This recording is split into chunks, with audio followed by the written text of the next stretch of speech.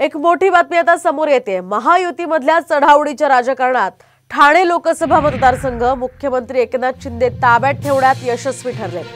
या मतदारसंघामध्ये ठाण्याच्या माजी महापौर आणि पक्षाच्या महिला आघाडीच्या प्रमुख मीनाक्षी शिंदे यांचं नाव जवळपास निश्चित झाल्याचं विश्वसनीय सूत्रांनी सांगितलं।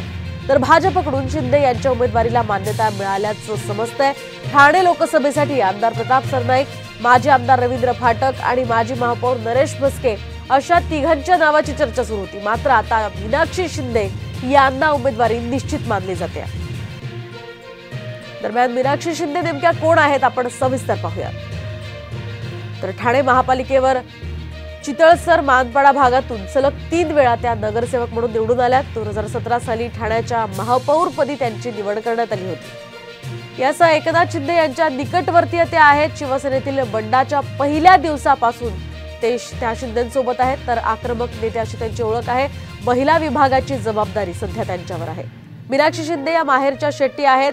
ठाण्यामध्ये दाक्षिणात्य मतदारसंघाची संख्या खरं तर मोठी आणि त्यामुळेच त्यांना ही उमेदवारी देण्यात आल्याचं बोललं जात आहे। आपण पाहतोय आता ठाणे हा मतदारसंघ खरं तर भाजपलाही हवा होता आणि आता हा मतदारसंघ ताब्यात ठेवण्यामध्ये शिंदे यशस्वी झाल्याचं आपण पाहू शकतोय आणि भाजपला सुद्धा मीनाक्षी शिंदे यांच्या उमेदवारीबाबत कोणत्याही प्रकारची हरकत नाहीये।